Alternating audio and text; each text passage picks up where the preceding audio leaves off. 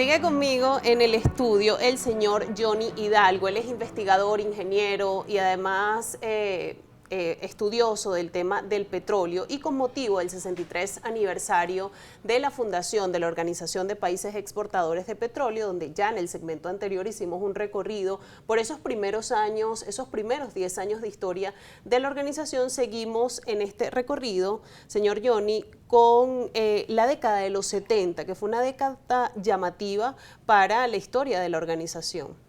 Sí, la década de los 70, especialmente en su primera mitad, hay que estudiarla con mucho detenimiento porque se concreta algo que venía ocurriendo desde el año 58, que era el establecimiento de un nuevo orden financiero internacional. Recordemos que en el 71 Nixon quita el patrón oro, le quita el respaldo al dólar, que era la moneda hegemónica desde los acuerdos de Bretton Woods.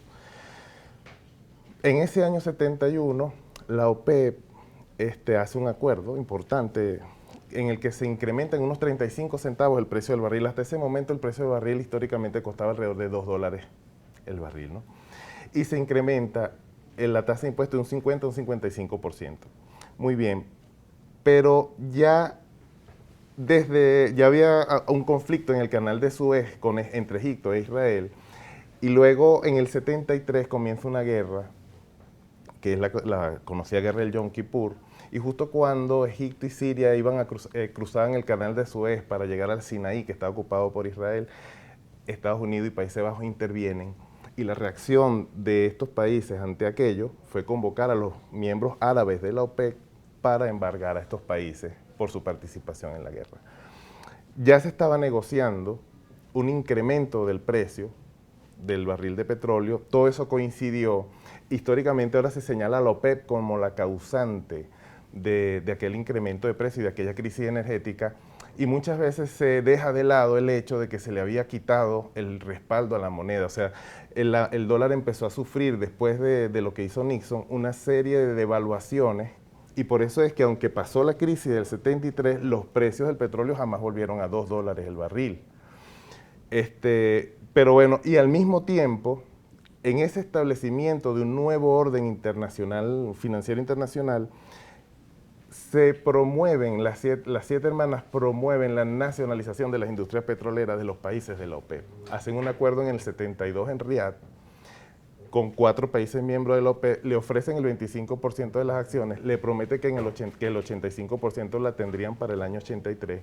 Venezuela adelanta su nacionalización del 83 al 75 bajo condiciones que las mismas transnacionales promueven. Y todo esto para configurar un nuevo orden internacional. Fíjate que en la declaración solemne del año 75, la OPEP dice: nosotros apoyamos el establecimiento de un nuevo orden financiero internacional. ¿Y por qué insisto en esta idea? Porque hoy estamos viviendo el establecimiento de un nuevo orden financiero internacional otra vez. Ya podemos hablar de eso en su momento, pero básicamente ocurren estos fenómenos en la primera mitad de la década de los 70, y pasado un tiempo, estas empresas emergentes que hablaba antes empiezan a tener mayor participación, los precios empiezan a subir, se crea el mercado spot. Hay una serie de eventos pues, que sería largo de explicar. Pero se crea una tensión entre la OPEP y especialmente Arabia Saudita, quien finalmente decide no guiarse por el precio de referencia que marcaba la OPEP, sino por los precios de mercado, lo que llamaban valor neto, que lo establecía el mercado. Y al haber esa separación que se da ya en el año 85, entonces ocurre una especie de todos contra todos en la OPEP. Se rompen esos acuerdos de alguna manera, y en vez de haber un ambiente de cooperación entre los miembros, había una especie de competencia, pero incluso de competencia desleal, que la vivimos hasta el año 2000. Ahora bien, tras estos 20 años desde la fundación, donde realmente hubo aciertos y desaciertos por intentar estructurar y sentar las bases de la organización, en la década de los 2000, ¿de qué manera la organización se fortalece y apoya a los países exportadores de petróleo? Bueno, yo pienso que lo que hizo el presidente Chávez cuando él llega y se hace la segunda cumbre en Caracas fue muy importante. Además que cuando revisamos ese discurso que él da allí, recordemos, él dice con insistencia: somos un gobierno serio, somos un gobierno serio. ¿Por qué? Porque en el seno de la OPEP se estaba acostumbrado a que los acuerdos no se cumplían. Y Y a partir de ese momento se logra una confianza entre los países miembros que permite relanzar a la OPEP. Y eso permitió manejarnos, fíjate, ante la guerra de Irak del que comienza en el 2003, luego con la crisis financiera internacional del 2008, ante esos eventos, y luego con la caída de los precios que ocurre ya en el 2014, todo eso, la OPEP rescata el tema del establecimiento de cuotas. O sea, hicieron varias medidas, serían largas de explicar, para defender los precios.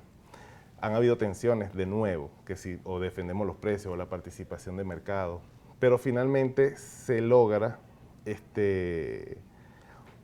esa alianza de nuevo, pues, y esa influencia en el sistema internacional desde la OPEP.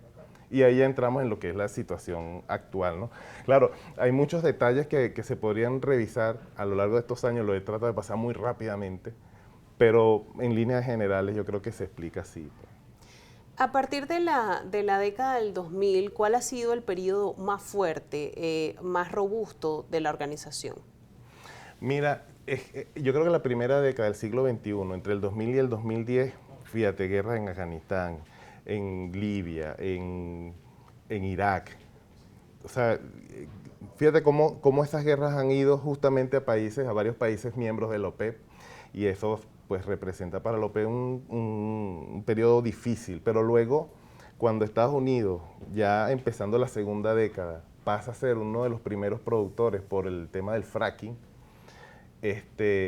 ahora hay una guerra de precios, digámoslo así, o sea, se tumban los precios en el mercado internacional y esto afecta enormemente a la OPEP. Entonces la OPEP convoca a 10 países más, entre los que están Rusia y México, por ejemplo, y ellos se suman a las políticas de la OPEP, lo que ahora llaman OPEP Plus, y con esto logran estabilizar el mercado internacional, sobre todo que luego viene el COVID, es otro momento difícil, digamos. Y eso, bueno, son los primeros 20 años del siglo XXI. ¿Sí? Hemos hecho someramente, señor Johnny, un recorrido de estos 63 años de historia desde la fundación de la Organización de Países Exportadores de Petróleo, y de hecho es el tema fundamental en esta noche por haberse cumplido este aniversario recientemente. Al regreso de esta conversación vamos a analizar el presente y el futuro de la OPEP y de qué manera ahora mismo apoya a los países exportadores de petróleo. Estamos conversando con el señor Johnny Hidalgo, él es investigador, ingeniero, abocado a todo el tema del petróleo y del mercado petrolero. Hacemos una pausa y ya regresamos.